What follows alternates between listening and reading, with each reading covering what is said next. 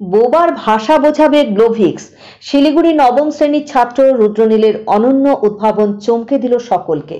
শিলিগুড়ি সারদা শিশুতীর্থ সেবক road 2 mile বিদ্যালয় চত্বর শনিবার ভরে উঠেছিল সৃজনশীলতার রঙে।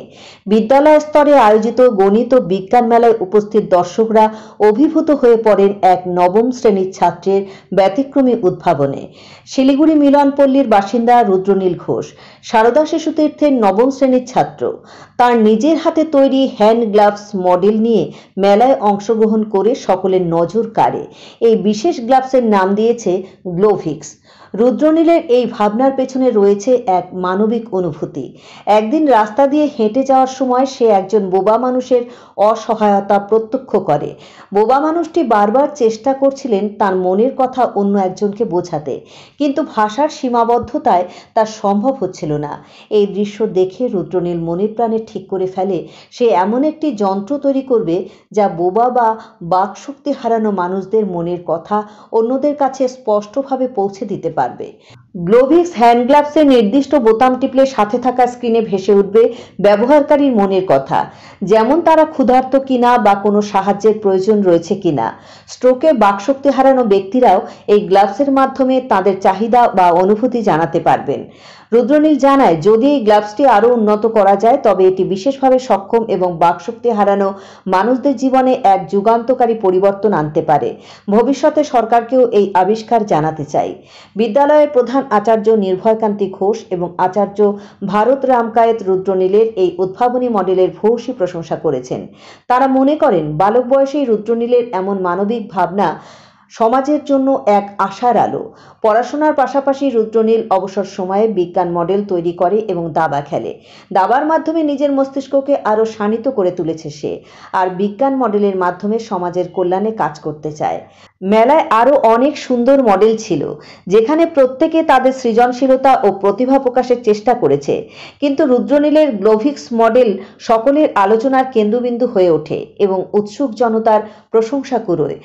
এই প্রতিভাবান ছাত্রের মানবিক উদ্যোগ নিঃসন্দেহে আগামী দিনে সমাজের নতুন দিশা দেখাবে। নমস্কার, আমি রুদ্রনীল ঘোষ। আমি মিলনপল্লীতে থাকি। আমি আমার অবসর সময় দাবা খেলি আর আমার মডেল বানাতে খুব পছন্দ। তো আমি একদিন আমার বন্ধুর সাথে যাচ্ছিলাম রাস্তা দিয়ে, তো সেই সময় আমি একজন ব্যক্তিকে দেখি যে কি অন্য একজনকে কিছুটা বলার চেষ্টা করছে। দুঃখবশত সে বোবা ছিল, সে তার কথাটা ঠিকমতো বোঝাতে পারছে না। অবশেষে লোকটি বুঝেছিল, কিন্তু সে অসুবিধা হচ্ছিল। তো এবার তখনই আমার মাথায় ঘোরপাক খায় যে এই অসুবিধাটা যেটা হচ্ছে সেটাকে দূর কিভাবে করতে পারি আমরা। তারপরে আমি 5-7 দিনের কষ্টে আর কি এই মডেলটি তৈরি করেছি। এই মডেলটিতে এমন কোনো ব্যক্তি যে বোবা বা কোনো বিশেষ দুর্ঘটনায় নিজের কথা বলার শক্তি হারিয়েছে, যেমন স্ট্রোক, হার্ট অ্যাটাক, হতেই পারে যে এখন সে কথা বলতে পারে না, তার ভোকাল শুধু নষ্ট হয়ে গিয়েছে। তার জন্য এটা খুব একটা উপকারী জিনিস হবে। এটা একটা ইনোভেটিভ মডেল যেটা আমি বানিয়েছি। তো এখন যেমন আমার আঙ্গুল দুটো সোজা আছে, তার মানে এখন আমি বোঝাতে যাচ্ছি যে আমার এখন কিছু চাই না, স্ক্রিনে দেখাচ্ছি নাথিং। তো এখন যদি আমি ফল খেতে চাই তাহলে এটাকে বেন্ড করবো, তো এখানে ফ্রুট লেখা আসছে। তো যে বাড়ির লোক বা যে নার্স বা যে কেয়ারটেকার আছে সে বুঝতে পারবে যে এখন আমার ফল চাই। তো আবার যদি সোজা করে দিই তাহলে আবার নাথিং হয়ে যাবে। এইভাবে যখন যেটা প্রয়োজন সে বলতে এখানে থাকতে পারে, সেই খিদে পেয়েছে আসবে। তো যেহেতু এখানে যে সেন্সারটা আমি ইউজ করেছি ফ্লেক্স সেন্সার, সেটা মার্কেটে সহজে পাওয়া যায় না, আমাকে অনলাইনে অর্ডার করতে লেগেছে। তো আসতে খুবই সময় লাগছিল, দুটোই আসতে পেরেছে, স্টকে দুটোই ছিল, তাই জন্য দুটোই বানিয়েছি। আমার ইচ্ছা ছিল আমি 4টা বানাবো, আমি 4টা হিসাবে তৈরিও করেছিলাম, কিন্তু দুটোই সক্ষম হয়েছে আমার দ্বারা। এটা তো সমস্ত বোবা বা অন্য অসুস্থ মানুষ তাদের সকলের জন্য কাজে লাগতে পারে। হ্যাঁ, তুমি প্রস্তাব দিবে সরকারকে?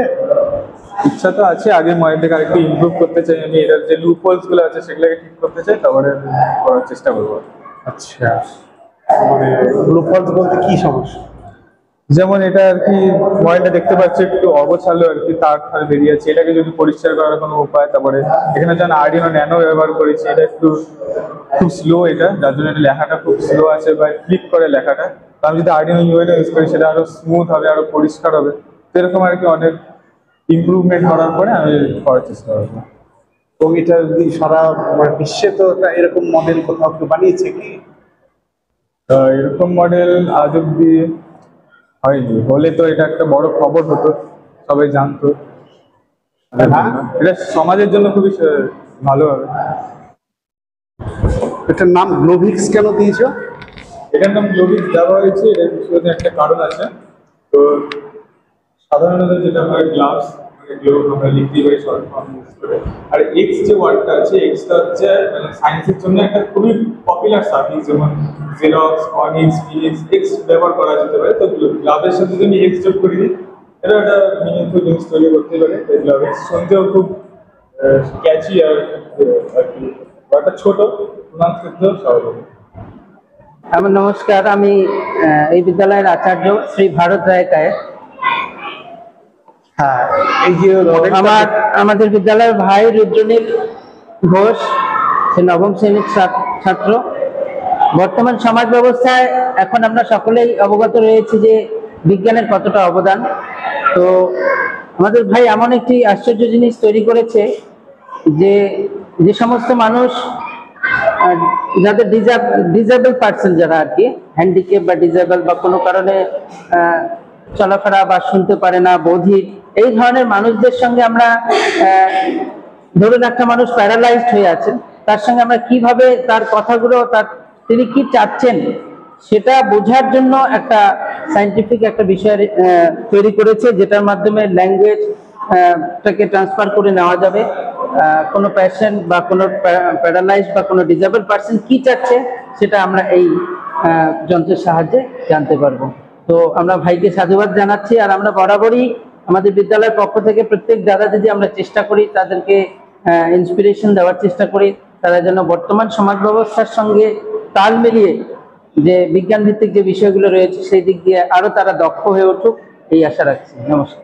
রুদ্রনীল ঘোষ নামে নবম শ্রেণীর এক ছাত্রকে দেখলাম একটি যন্ত্র আবিষ্কার করেছে, যারা বোবা, মুখ হ্যান্ডিক্যাপ্ট, স্পেশালি চ্যালেঞ্জ, তারা তাদের যে ভাষাটা আমরা সিগন্যালের মাধ্যমে, সিম্বলের মাধ্যমে বুঝি, সে কি জল চাইছে না সে খাবার চাইছে, খিদে পেয়েছে কিনা, ওই যন্ত্রটির সাহায্যে বলে দিতে পারবে।